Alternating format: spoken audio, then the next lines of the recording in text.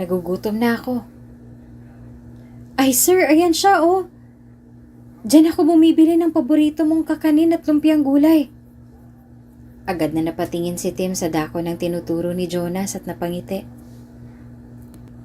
Tara, puntahan natin. Kung bago ka pa lang sa channel na ito, Ate Jane TV, huwag kalimutang pindutin ang notification bell and subscribe button.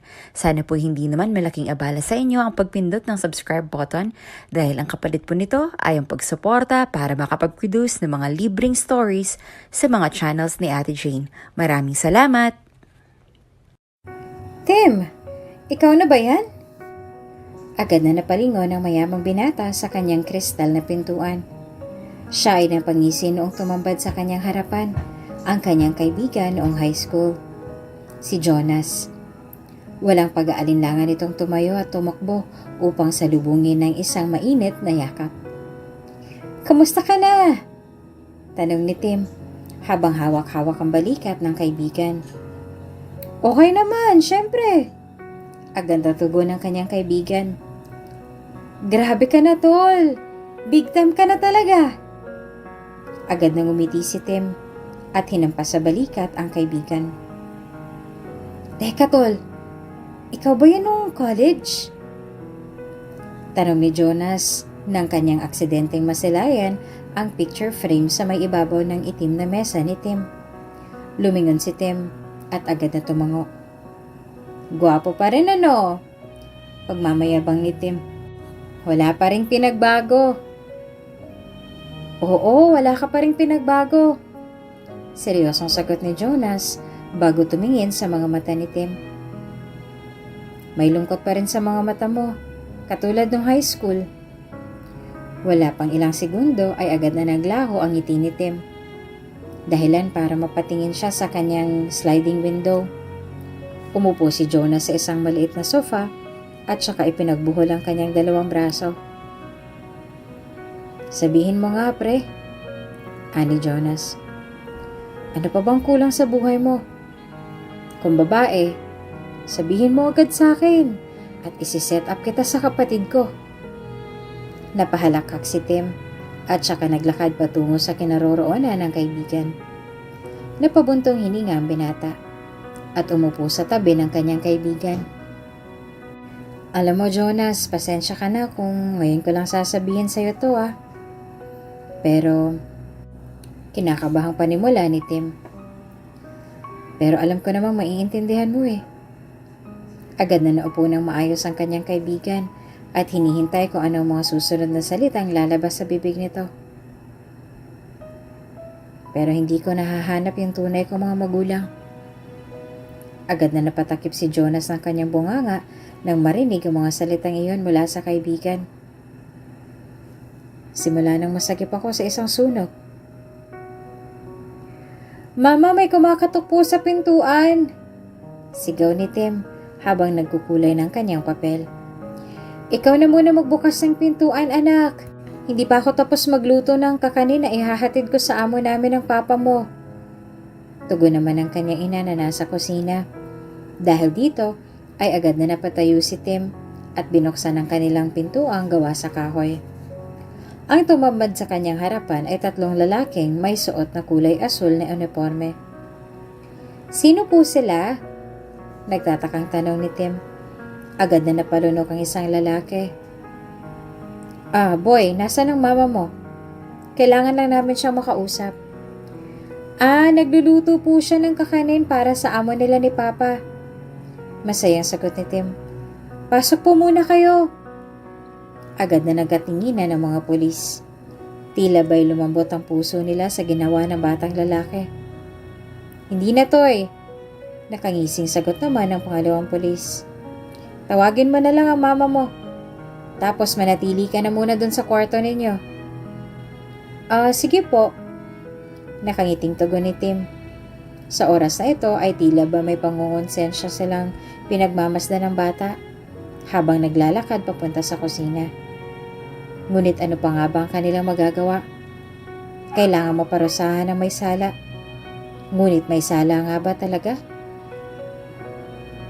"Ano pong kailangan ninyo?" Nagtatakang tanong ng ina ni Tim habang pinupunasan ang kanyang mga kamay. Napagdesisyon na lamang ng mga pulis na kausapin sa labas ang ginang upang hindi marinig ng kanyang anak ang nakakagimbal na balita. Ho! Hindi ko ho yan magagawa! Naiiyak na tugon ni Aling Nelia. Mahirap kami pero hindi ko kayang magnakaw ng mga alahas ni Doña Silvia. Mabuting tao ang pamilya nila sa amin, hindi ko ho yun magagawa. Pasensya na, misis. Pero marami hong ebidensya ang anak ni Doña Silvia laban sa inyong mag-asawa. Tugon ng pangatlong pulis. Bukod pa roon ay witness ang ilang mga katulong sa pagnanakaw na ginawa ninyo. Teka, bakit nasama ang asawa ko rito? Halos hindi na nga kami mag-usap sa asyenda dahil hinahatid sundo niya lang ang mga apo ni Doña Silvia. Isa-isa niyang pinagmasta ng mga pulis habang unti-unting napupuno ang kanyang mga mata ng mga luha. At saka, paano ko nanakawan si Doña Silvia? Napakabuti ng puso niya. Ayun na nga ho, misis. Kalmadong tugon ng pangalawang pulis. Ayon ho sa anak niyang si Victoria, pinagsamantalahan niyo raw ho ang kabaitan ng matanda. Hindi makapaniwala si Aling Nelia sa mga nangyayari. Dahil dito ay napatingin siya sa paligid. Marahil mali ito. Ngunit ito lamang ang paraan upang makatakas siya sa gusot na hindi naman niya ginawa. Lalakad na sana siya ng paurong, pero huli na ang lahat dahil mabilis na siyang pinusasan ng unang pulis. Huwag niyo na hong tangkaing tumakas, misis. Kalmadong pagbabanta ng unang pulis. Pinapatunayan niyo lang na tamang mga bintang sa inyong mag-asawa. Nasaan ho palang asawa ko? Pagkukwestiyon ni Aling Nelia. Nakakulong na ho, sagot ng pangatlong pulis. Huwag ho kayong mag-alala, magkikita rin ho kayo sa loob ng kulungan mamaya. Nagsimula na ngang maglakad ang apat patungo sa isang kotse.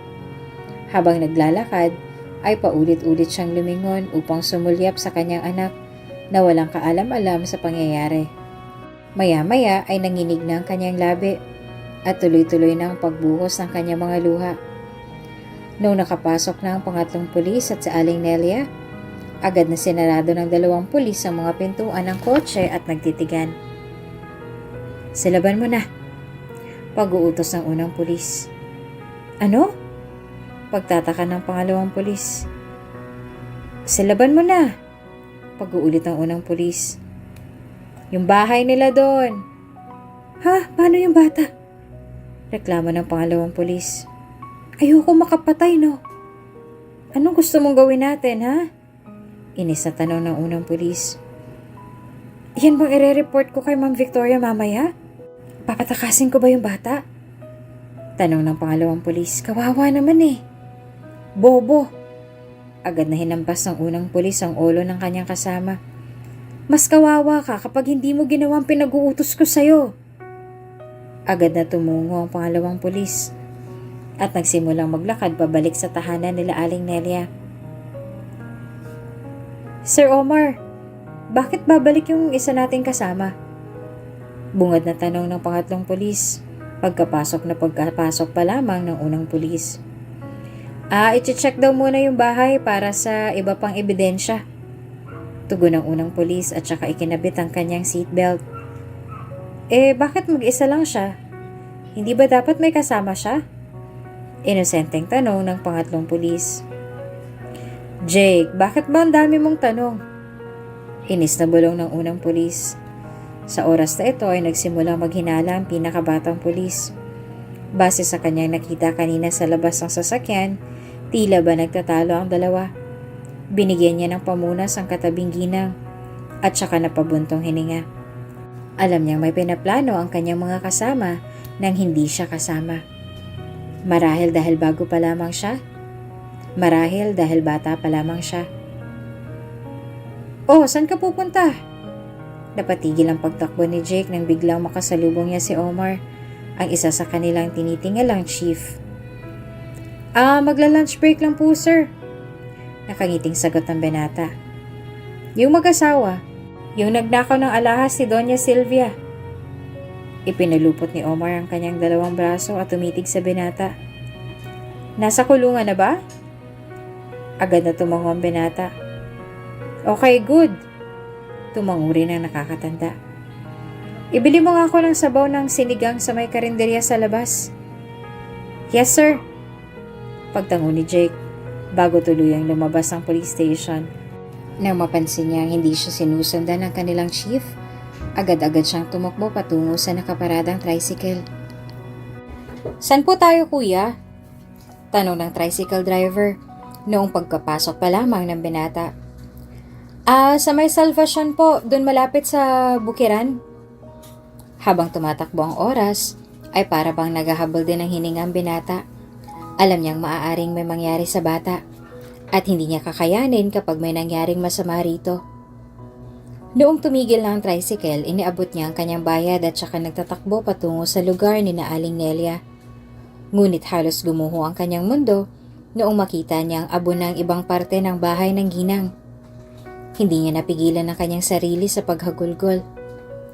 Sana, hindi na lamang siya sumama.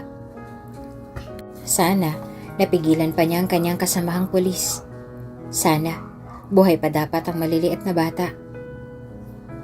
Mga walang puso talagang ibang mga tao. Bulong ni Mangustin sa kanyang isip habang naglalakad kasama ang isang 5 taong bata. Mabuti pa siguro ibigay na lang kita sa mga taong kaya kang buhayin. Anak, tumigil siya sa paglalakad at pinunasan ang mukha ng bata. Ano nga ulit ang pangalan mo? Tim po.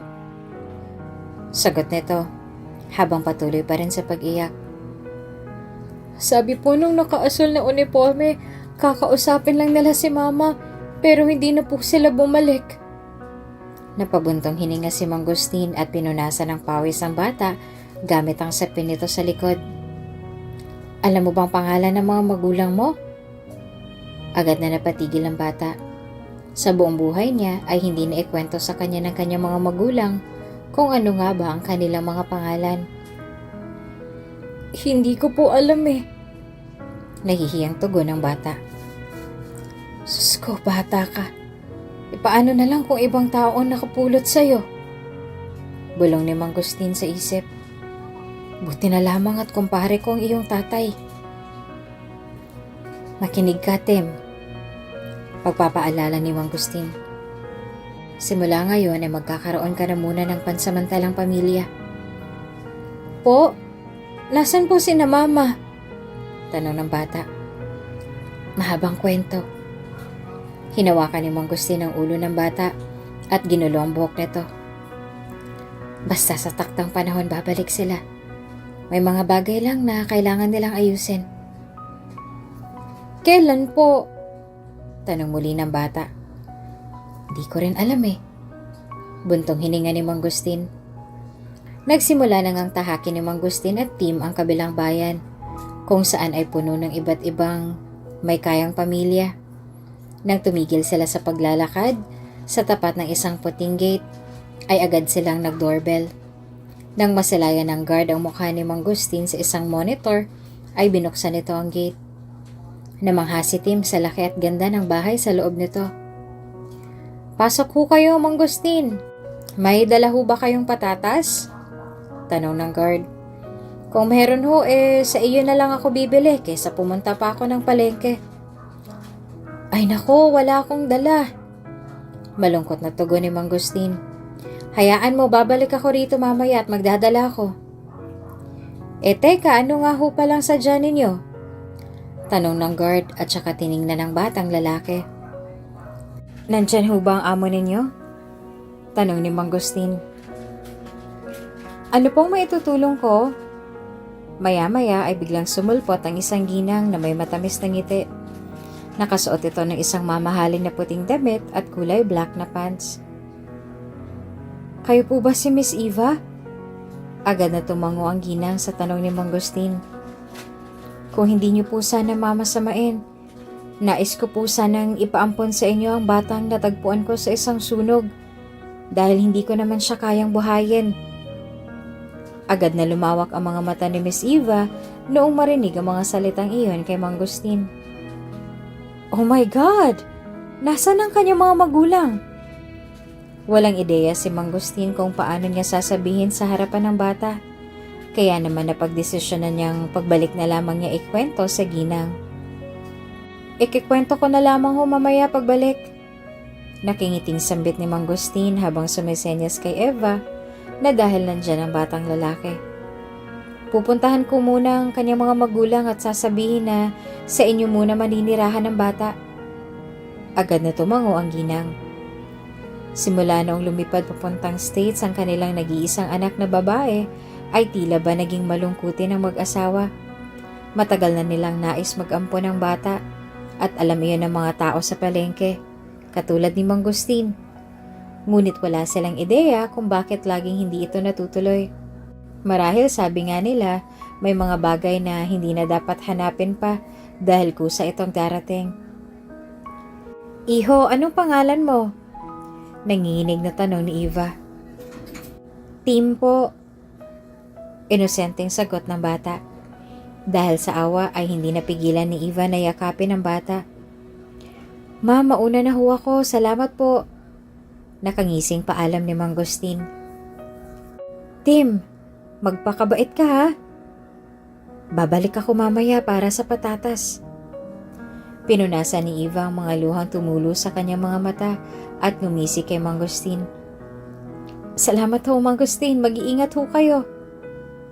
Nang tuluyan na makaalis si Mangustin sa bahay ni Eva, agad na pinapasok ng ginang ang batang lalaki sa kanilang bahay. Bagamat kinakabahan at naguguluhan, pinilit pa rin ni Tim na maging kalmado at sumunod sa utos ni Mangustin. Simula ngayon dito ka natitira, bulong ni Eva. Lahat ng gusto mo ibibigay namin. Basta magpakabait ka. Klaro?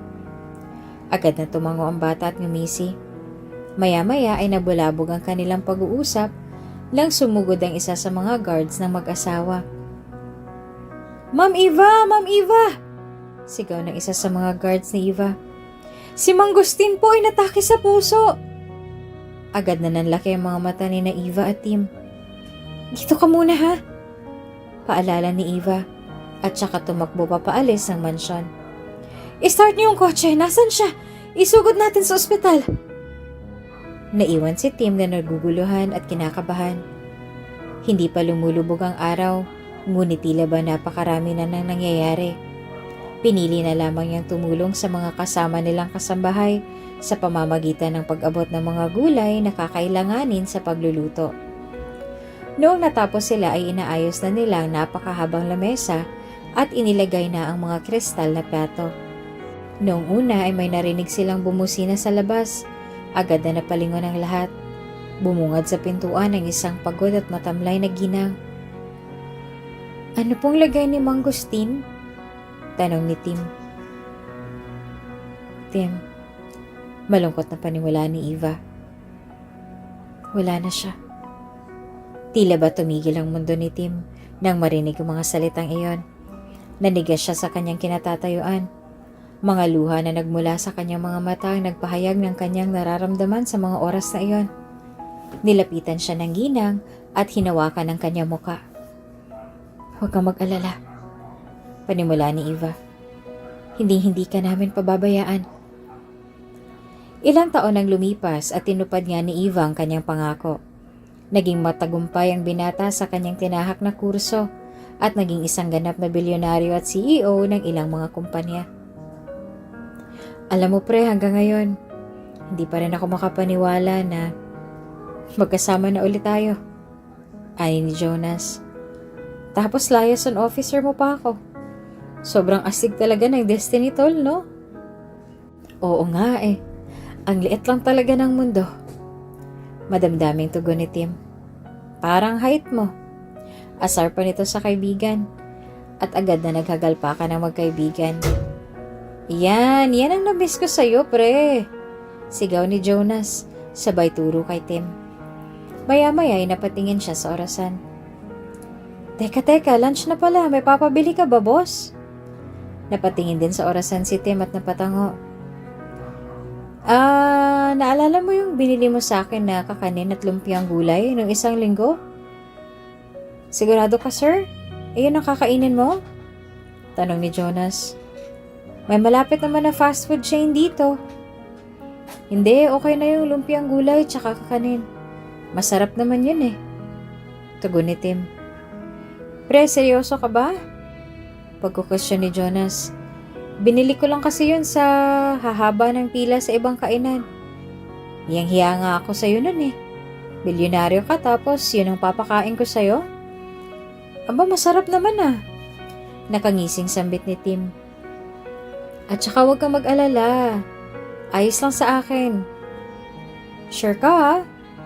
Pagkaklaro ni Jonas. Sure na sure. Itinaas ni Tim ng sabay ang kanyang dalawang kilay. Lumipas ang ilang mga linggo, tila ba nakasanayan na ng magkaibigan ang pagbili sa ginang na nagtitinda ng kakanin at lumpiang gulay sa labas ng kanilang building. Bukod sa mura ito, ay sulit na sulit dahil napakasarap ng lasa nito. Nagugutom ako, bulong ni Tim habang naglalakad palabas ng building kasama si Jonas. Halata nga eh, bulong pabalik ng kanyang kaibigan. Kanina ko pa naririnig yung tiyan mo sa meeting. Agad na nagbungis-ngisa ng dalawa. Sumakay na sila sa van ni Tim at saka naglagay ng seatbelt.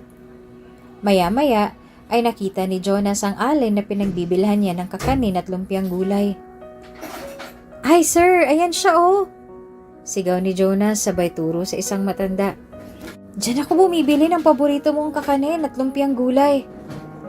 Agad na napatingin si Tim sa dako na itinuturo ni Jonas at napangiti. Maya-maya ay nagulantang sila nang may dumaang lalaki at biglang hinablot ang isang pouch kung saan ay nakalagay ang pera ng matanda. Bukod pa rito, ay natumba pa ang karito ng matanda kung saan nakalagay ang kanyang mga tenda. Tara, puntahan natin! Yaya ni Tim at saka binuksan ang pinto ng sasakyan. Teka sir! Pag-aalinlangan ni Jonas at saka isinarado ang pinto ng sasakyan. Baka mamaya may iba pang kasama yung magnanakaw at mapahamak pa tayo.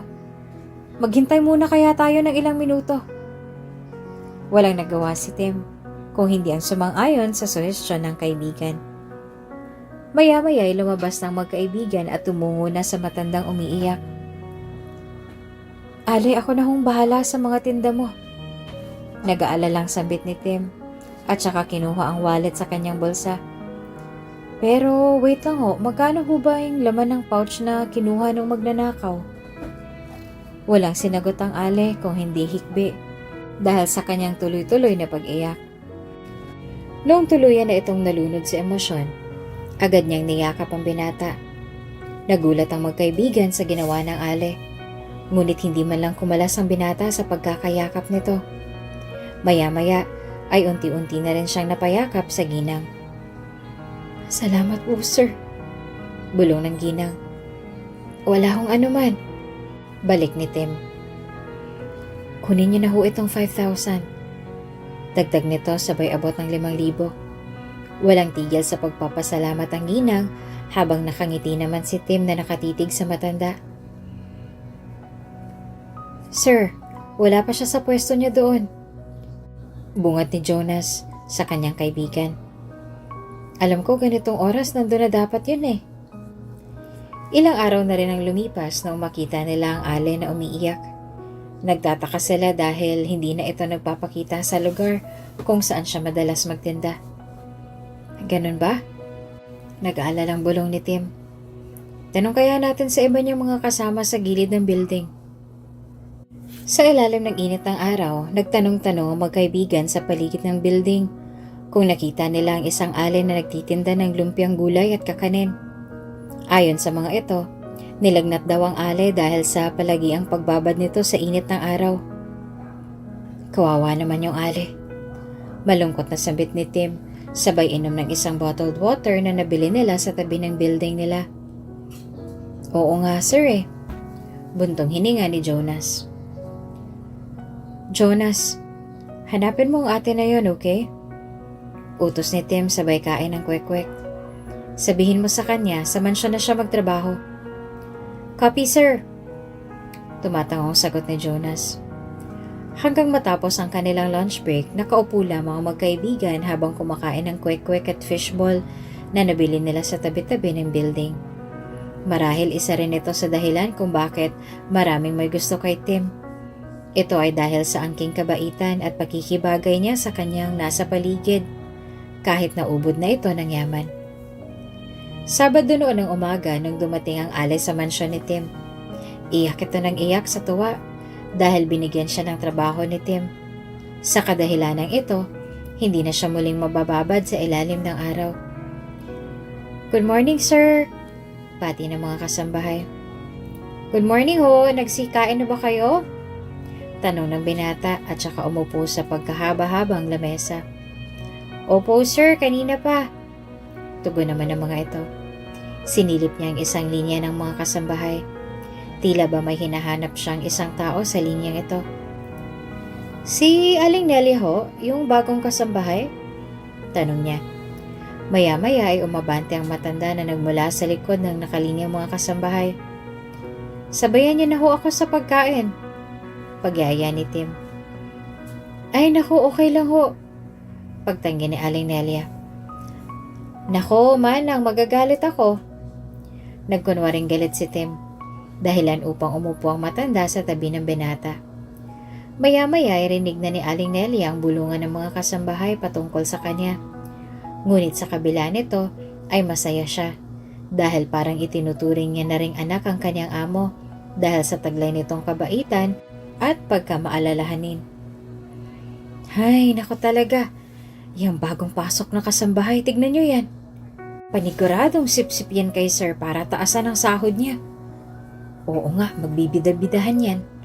Dapat wag tayong papayag na masapawan tayo dahil tayo rin ang kawawa. Correct. Baka mamaya mawalan pa tayo ng trabaho. Ilan lang ito sa mga salitang madalas marinig ni Aling Nelia sa isang buwang pamamalagi niya sa mansyon. Hindi na lamang niya pinapansin ang mga ito dahil nandito siya para kay Tim at hindi para sa mga kasambahay. Kahit anong sabihin nila ay gagawin niya pa rin ang kanyang makakaya upang masuklian ang kabaitan na ipinamalas ni Tim sa kanya. Isang gabi nung mag-isang nagpaplansya si Aling Nelia ng mga uniforme ni Tim ay hindi niya napigilang maiyak habang tinitignan ng buwan sa bintana. Naalala niya ang mga gabing kasama niya ang kanyang asawa at anak habang pinagmamasdan ng buwan sa isang mahangin na gabi. Aling Nelia, bakit hindi pa po kayo natutulog? Agad na pinunasan ni Aling Nelia ang kanyang mga luha at saka humarap sa kakauwi lang na amo. Sir, pinaplansya ko lang ho mga damit ninyo. Agad na napansin ng binata ang pamumula ng ilong at mata ng matanda. Umiiyak po ba kayo? Anong problema? Muli siyang tumingin sa bintana at doon niya muling nasilayan ang ganda ng buwan. Naaalala ko lang ho yung asawa ko, sir. Bika ng matanda. Nakulong ho kasi kami dati sa kasalanang hindi namin ginawa. Po? Gulat na sambit ni Tim. Nasan hong asawa ninyo? Nasa kulungan pa rin. Napabuntong hininga ang matanda.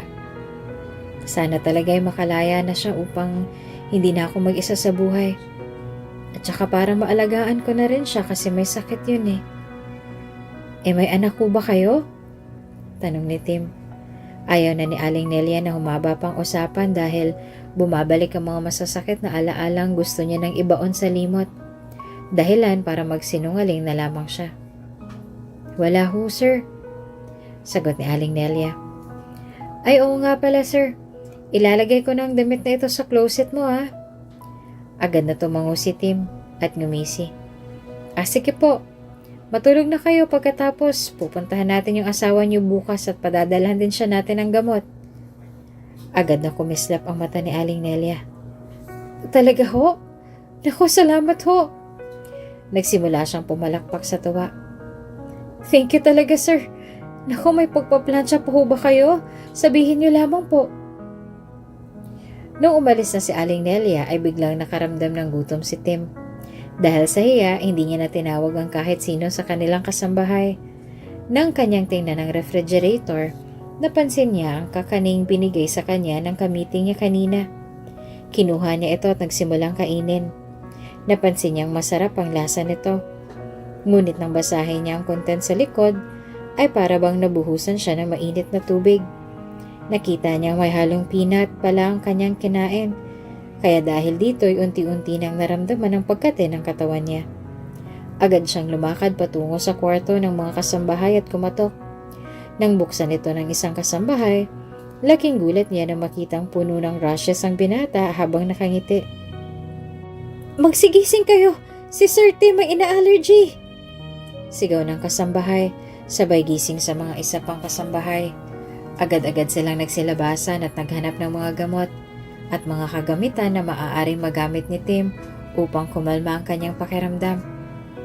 Hindi nauwasan ni Tim na ngumisi habang nakikita nagpapanik ang lahat. Pakiramdam niya ay mahal na mahal talaga siya ng mga ito. "Sir, kumain ka muna ng asukal!" Halos napatigil ang kalahati ng mga kasambahay nang bigyan ni Aling Nelia si Tim ng asukal. Agad na nagtawanan ng mga ito. "Nelia, anong gagawin ni Sir sa asukal?" Tanong ng isa sa mga kasambahay. "Pangtitimpla ng kape?" Muli nagtawanan ng mga kasambahay. Dahilan para ngumisi rin si Aling Nelia. Kasi asukal yung binibigay ko sa anak ko kapag inaatake siya ng allergy niya. Dahil hindi naman kami mayaman para bumili ng gamot." Agad na kumunot ang noo ni Tim matapos niyang marinig ang mga salitang iyon mula kay Aling Nelia. "Ho? Sabi po ninyo wala kayong anak?" Nagtatakang tanong ni Tim habang umunguya ng asukal. Agad na nagkatinginan ng dalawa. Sir Tim, ito po yung antihistamine ninyo." Bigay ng isa sa kasambahay. Inilagay niya ito sa kanyang dila at saka uminom ng tubig. "Nasaan na ho ang anak ninyo?" Tanong ni Tim. Maya-maya ay muling nanggilid ang mga luha ni Aling Nelia. "Sa totoo lang, sir, ayaw ko talaga siyang pag-usapan kasi." Pinunasan niya ang kanyang mga luha at muling nagsalita. "Sobra ako nagsisisi sa ginawa ko." "Ano ho bang ginawa ninyo?" Muling tanong ni Tim at uminom ng tubig. "Hindi ko pa kasi nahahanap yung anak ko simula nung nakalabas ako sa kulungan." Panimula ni Aling Nelia. "Huli pa naming pagkikita yung panahon na ikinulong kami sa kasalanang hindi namin ginawa." Tapos, nagsimula ng humikbi ang matanda. "Tapos nabalitaan kong nasunog yung bahay namin. Wala akong ideya kung nakaligtas ba siya o hindi." Tumaas ang balahibo ni Tim. "Nasunog?" Tumango ang matanda. Agad tumungo si Tim sa kanyang kwarto at kinuha ang isang bimpo. Nanginginig siyang pumunta sa kinaroroonan ng matanda at ipinakita ito. "Saan?" Nanginginig ang labi ni Nelia habang tinitingnan ng bimpo. "Saan to galing?" Tanong ni Aling Nelia. Bigla namang nanlambot ang tuhod ni Tim. "Sa akin ho yan." Nanlaki ang mga mata ni Aling Nelia. "Ano nangyayari?" Tanong ng isang kasambahay. "Hindi ko alam. Baka magkamag-anak sila." Sausaw ng isa pang kasambahay. "Baliw, imposible. Mahirap lang si Nelia." Bulong ng isa sa driver nila Tim. "Ampun lang si Sir Tim." Dagdag naman ng isa pang hardinero nila. "Talaga?" Tanong ng isang tagaluto nila. "So talagang magkamag-anak sila?" Tanong ulit ng isa sa kasambahay. "Abay, malay namin." Sausaw pa ng driver. Agad na niyakap ni Tim ang matanda. Kasabay nito ang tuloy-tuloy na pag-agos ng mga luha nito.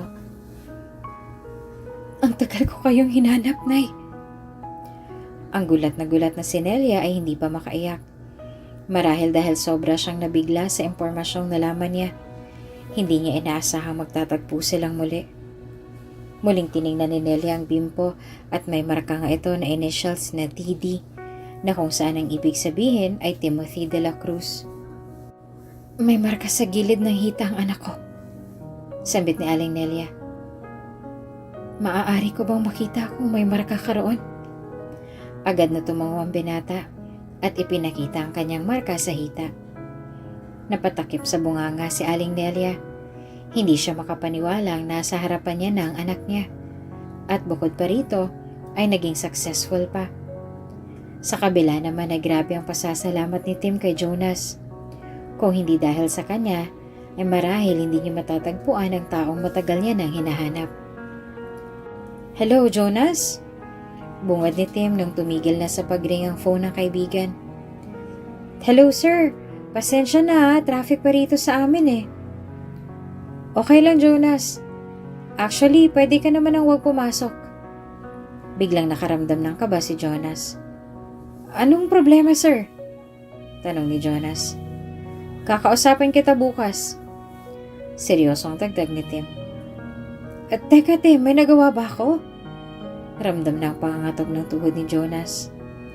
"Wait lang, tatakbo ako papunta riyan." "Huwag na, aalis ako ngayon.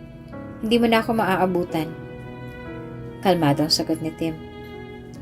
"Tim naman, paalis na ako ng taxi ngayon." Wika ni Jonas matapos niyang bayaran ng taxi driver. "Hintayin mo na lang ako." "May iwan akong envelope sa table mo, pakibasa na lang."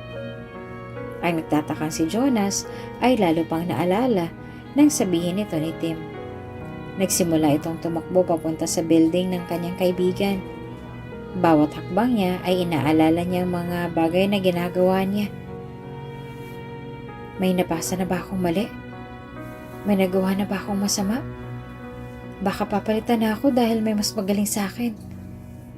Iilan lamang ito sa mga tanong na sumagi sa isipan ni Jonas habang tinatahak ang daan. O baka naiinis siya lagi sa ugali ko? Noong makarating na siya sa harapan ng building, ay napahawak siya sa kanyang tuhod at naghabol ng hininga. Matapos ang ilang minuto, ay pumasok na siya sa elevator at tumungo ang kanyang table. Halos nanginig ang buong kaluluwa niya nang may makita siyang iced coffee sa table niya. Sa pagkakaalam niya ay ibibigay ito kapag nagre-resign ng ilan sa kanilang mga empleyado. Ngunit sa pagkakatanda niya, ay hindi naman siya nagsabi kay Tim na magre-resign na siya. Huminga siya ng malalim at inihanda ang sarili sa makikita sa loob ng envelope. Nang silipin niya ito ay agad siyang nagulat. Nakasaad dito na dahil sa kanyang sipag, dedikasyon at galing sa paggawa ng kanyang mga tungkulin ay na-promote siya. Halos mangiyak-ngiyak siyang tiningnan ang kulay brown na supot na kung saan ay naglalaman ng maraming tig-1,000. Nang tingnan niya ang iced coffee, kanyang napansin na ito ang paborito niyang inumin. Marahil in-order ito ng kaibigan dahil ito ang paborito niya at hindi dahil aalis na siya ng kumpanya. Pwisit talaga tong si Timothy. Bulong niya habang pinupunasan ang kanyang mga luha. Kakatukan ko talaga yung bukas. Dagdag pa niya. Nak, handa ka na ba? Agad na tumango si Tim at hinawakan ang kamay ng kanyang ina. Handa na po ako. Lumabas na sila ng kotse habang dala-dala ang mga gamot na para sa kanyang tatay. Noong masilayan niya ang ama na inuubo at mukhang matamlay, hindi napigilan ni Tim na maging malungkot. Nelia, kamusta ka na? Tanong ni Ferdy habang inuubo. Tumingin naman siya sa dako ni Timothy. Nagtataka siya dahil parang may hawig sila ng binata. Dahilan para pagmasdan niya ito. Nelia, sino tong kasama mo? Ferdy, panimula ni Nelia. Siya ang anak natin, si Timothy. Agad na nanlaki ang mga mata ni Ferdy. Wala pang isang minuto ay napuno na agad ng tubig ang kanyang mga mata. Timothy? Agad niyang niyakap ang binata. Diyos ko, salamat at buhay ka pa. Bulong ni Ferdy habang umahagulgol. Bumili po kami ng gamot ninyo. Bulong ni Tim at saka kumalas sa pagkakayakap. Ibinigay niya ang plastic na kung saan ay merong iba't ibang klase ng gamot. Maraming salamat anak. Ngumisi si Tim at pinunasan ang luhang nasa pisngi niya. Huwag ho kayo mag-alala. Hinawakan ni Tim ang mga kamay ng kanyang ama. Ilalaban ho natin ang kaso. Pero mukhang malabo anak eh. Buntong hininga ng kanyang ama. Makapangyarihan ang nagpakulong sa amin. Tay, panimula ni Tim. Ilalaban natin ito. Pipili tayo na napakagaling na abogado para sa iyo. At masisigurado ko na magiging buo na ulit tayo. At hindi na tayo kailanman maghihiwalay. Sa unang pagkakataon, naramdaman na rin ni Timothy ang saya ng pagiging buo. Ilang taon din niyang naranasan na magkaroon ng puwang sa kanyang puso. Hindi niya akalang ganito pala ang pakiramdam na maging kumpleto at puno ng pagmamahal. Thank you for representing us, Attorney Vega. Pagpapasalamat ni Timothy sa attorney. Walang anuman, Mr. De La Cruz. Tugon nito na may ngiti sa labi. Inilahad ni Timothy ang kanyang kamay upang makipagkamay sa dalaga. Ngunit nagtaka ang dalaga dahil nanginginig ito. Bakit ka pa nanginginig, Mr. De La Cruz? Tapos na ang kaso at nanalo na tayo. Formal na sambit nito at saka idinikit ang kanyang kamay sa binata. Grabe ang panlalamig nito at tila ba'y nababat ito sa yelo. Sorry, sobrang kabado talaga ako kanina eh. Nakangising tugon ni Timothy.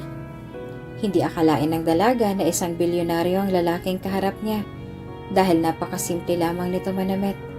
At bukod pa rito ay hindi ito katulad ng ibang mga mayayamang nire-representa niya. Thank you po, attorney. Napakagaling niyo po.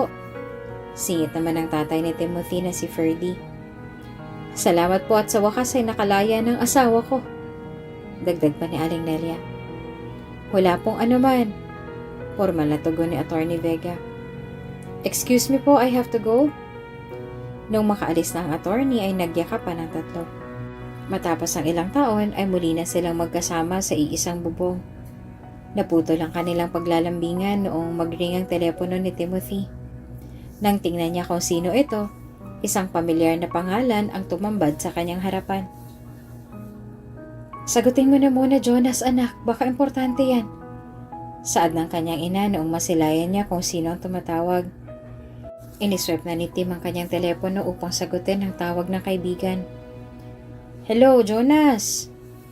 Hello, Tim. Busy ka ba? Kain tayo, libre ko. Agad na napatingin si Timothy sa kanyang mga magulang. Sige lang anak. Didiretso na kami ng papa mo sa bahay. Minsan lang naman kayo kumain sa labas eh. Wika ni Nelia at napangiti si Tim at tumango. Oo, sige. Saan ka ba? Sagot naman ni Tim. Malapit lang sa building mo yung Korean restaurant na gusto nating puntahan. Kaso lagi tayong busy. Agad na tumayo si Tim habang naglalakad patungo sa parking lot. Sige. Anong meron at bigla ka yatang ginanahan man libre? Pabirong tanong ni Tim. Actually pre, biglang nag-iba ang tono ng boses ni Jonas. May irereto ko sa'yo. Ayan na nga bang sinasabi ko eh. Nakangising sagot ni Tim. Imposibleng manlibre ka nang walang ganap. Promise pre, ito lang ang una at huling beses na may irereto ko sa'yo. Natatawang wika ni Jonas. Kasi sigurado akong pasok kayo sa standards ng isa't isa. Napakadami mong sinasabi, Jonas. Hindi ko naman ginagalaw love life mo ah. Dagdag ni Tim at saka pumasok sa kanyang sasakyan. Matapos ang kalahating oras ay nakarating na siya sa Korean restaurant na sinasabi ni Jonas. Napabuntong hininga na lang siya sa dami ng tao sa loob, kaya agad naman niyang tinawagan si Jonas. Wala pang isang minuto ay sumagot na kaagad ito. Nandito na ako. Saan ka banda? Tanong ni Tim, sabay pasok sa restaurant. Puno ito ng halo-halong amoy ng mga side dishes at mga karne niluluto. Sa may malapit sa bintana, tugon ni Jonas. Agad na inikot ni Tim ang kanyang mga mata. Jonas, maraming bintana rito. Alin dito? Yung sa may bintana na painting kasi. Wika ni Jonas na para bang nag-aasar. Alam mo, kakaltukan talaga kita kapag nakita kita. Inis na sagot ni Tim. Minsan talaga ay parang hindi bilyonaryo kung umasta ang binata. Sige, talikod ka. Masayang utos ni Jonas. Sumakto nung pagtalikod niya ay naglakad ang isang babae na may hawak na 2 bowl at may sabaw. Dahilan upang masagi niya ito. Hala, sorry! Nag-aalalang wika ni Tim nung nakita niya na natapon halos kalahati ng sabaw sa kulay maroon niyang t-shirt. Agad na hinubad ni Tim ang kanyang coat gamit ang isang kamay at ibinagay sa babaeng nakatungo. Noong magtama ang kanilang mga mata, ay para bang nakaramdam ng paru-paro sa tiyan si Timothy. Alam niyang nakita niya na ang babaeng ito, ngunit hindi niya mapigilang mamangha nung makita ang ganda nito sa malapitan. No, it's all. Napatigin sa pagsasalita ang babae at nakangiti. Mr. De La Cruz? Agad na napangisi si Tim. Uy, Attorney Vega! Saan yung table mo? Doon sa may table na may window painting. Saad ni Attorney Vega. Sabay turo sa isang table ang kanyang titigan ng lamesa. Kanya nakita si Jonas na nakangisi. Teka, panimula ni Tim. Kilala mo si Jonas? Yes, why? Tanong ng dalaga. Kapatid ko siya. Sa pagkakataong iyon ay napangisi si Timothy. Inilapat ni Jonas ang kanyang bunganga sa telepono. Dahilan para pakinggan ni Timothy ang kanyang sasabihin sa kanyang linya. Yee! Asar ni Jonas. Ninong ako sa kasal niyo Muling nagkatinginan ng dalawa at napangisi. So, ikaw pala yung sinasabi ng kuya ko. Wika ni Attorney Vega at saka ipinulupot ang 2 braso. Nice meeting you again, Mr. De La Cruz. It's a pleasure to meet you, Miss Vega. Nakangising sambit ni Tim. For the second time, hindi naiwasan ni Attorney Vega ang kilig na kanyang nadarama. Dahilan para mamula ang kanyang pisngi. Hindi na lamang ipinaalam ni Tim ang kanyang nakita at niyaya na ito maglakad patungo sa table nila Jonas. Let's go, medyo gutom na rin ako Pabirong banggit ni Tim at saka kinuha ang isang bowl na may sabaw kay Attorney Vega. Ang istorya ng buhay ni Tim ay isang patunay na may mga pagkakataong susubukin tayo ng panahon. Ngunit hindi dapat tayo matakot na harapin ito. Normal lamang na malungkot at umiyak, magalit at humalakhak. Dahil pagdating ng araw, ang mga pangarap natin ay magbubunga rin, katulad ng mga itinanim nating bulaklak. Kung bago ka pa lang sa channel na ito, Ate Jane TV, huwag kalimutang pindutin ang notification bell and subscribe button. Sana po hindi naman malaking abala sa inyo ang pagpindot ng subscribe button dahil ang kapalit po nito ay ang pagsuporta para makapag-produce ng mga libreng stories sa mga channels ni Ate Jane. Maraming salamat! Nagugutom na ako.